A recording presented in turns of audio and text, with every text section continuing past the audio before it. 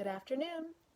I'm Heather Doyle Fraser, and I'm here today to do our afternoon pick-me-up. As always, I'm going to start with a reading from my book, 40 Weeks, A Daily Journey of Inspiration and Abundance. I opened this one up today and really liked the one that we came to. So here we go. It's week 15, day 2, and week 15, day 3, a time of allowing. Week 15, day 2. Check in with yourself. Notice what brings you a sense of calm. Notice when you are excited. Notice when you are agitated or frustrated. And then ask yourself, what am I doing when I feel most contented? Let's do more of that.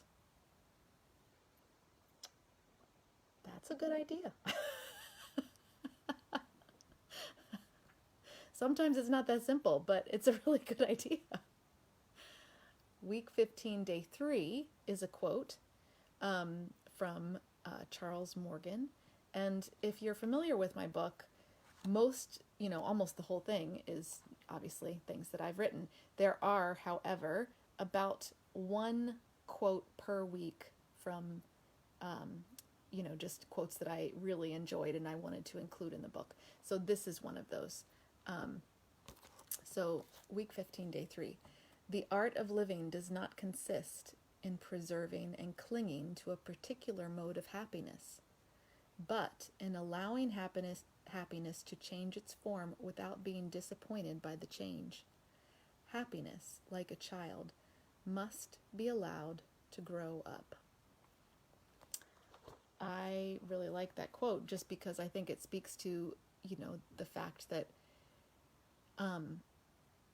our idea of what happiness is can change. And I think sometimes we have this misunderstanding of the word happiness. It's not just like, woo, really excited and like, fireworks and all kinds of things.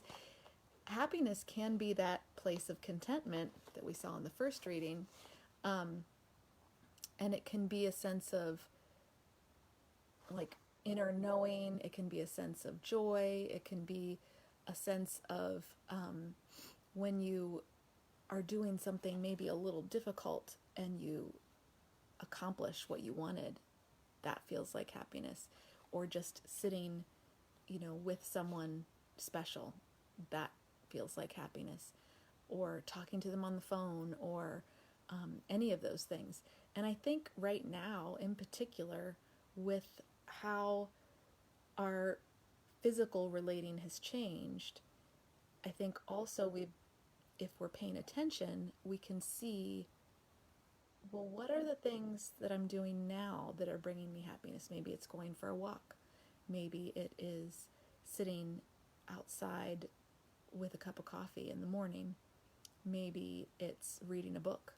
Maybe it is watching a show or a movie with your family.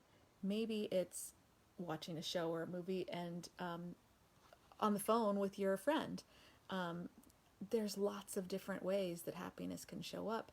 And if we're able to kind of take that pause and ask ourselves those questions, the ones that we were talking about in the first reading,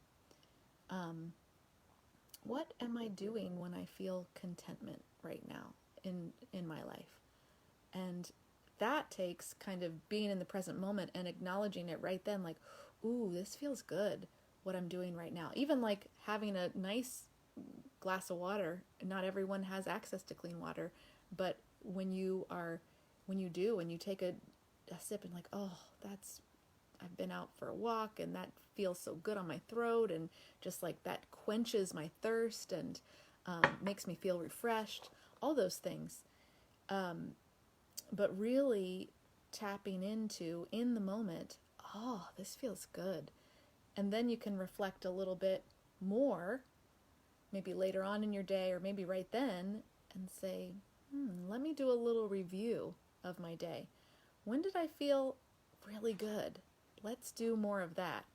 When did I feel not so good? let's try not to do as much of that.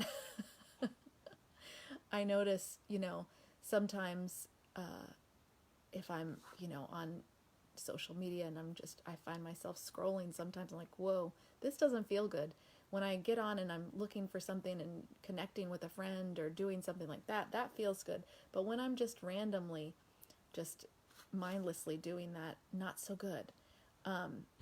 So this could be a time to cue into that, to really take stock and say, what does contentment feel like to me? What is bringing me contentment?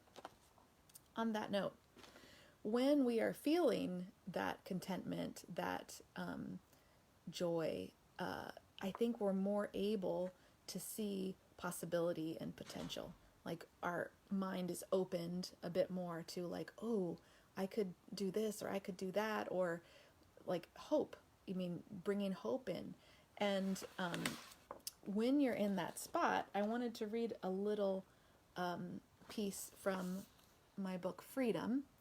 This is the book that my husband, Chris Fraser, and I wrote together, and we wrote it for teens in particular, but I think all the messages are relevant for everyone.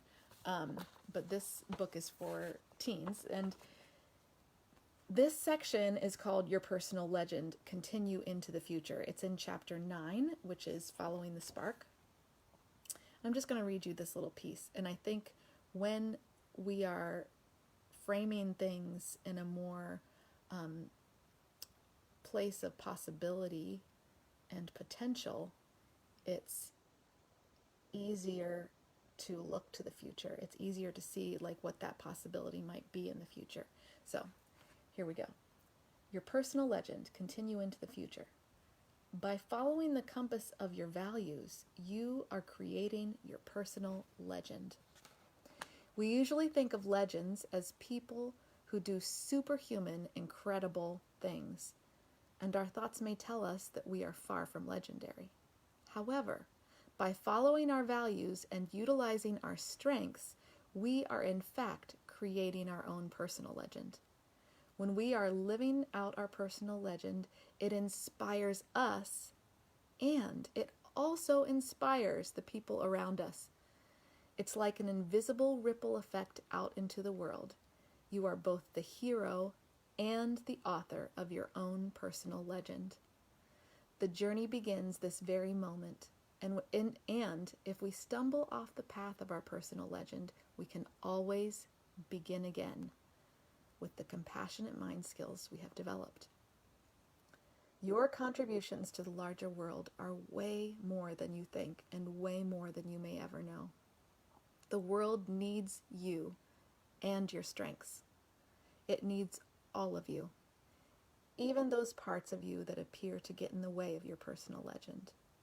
This is the adventure of a lifetime, and your personal legend will carry forward into the future to inspire others on their legendary path. So why the piece about even those parts of you that appear to get in the way of your personal legend? Well, here's the thing. We all have struggles. We all have challenges. And when you can embrace those and see them and acknowledge them, maybe you can help someone else who is also having a difficult time. Maybe you can give them some hope. Maybe you can inspire them. Maybe you can say to that person, you are not alone. I felt that way too. I struggle with that myself. So that's why those things that we don't necessarily like about ourselves, they still shape us and help us to help others and help us to help ourselves. Because then if we can see like, oh, I really compassionately would like to do something different here. It's, like I have a responsibility to look at this, and I want to help not only myself, but other people as well. So helping people is always a pickup, always helps, lift not only their spirits, but your spirits too, because you're being a purpose. And I hope this little pick-me-up today was helpful for you, and I will see you again tomorrow. Have a good one.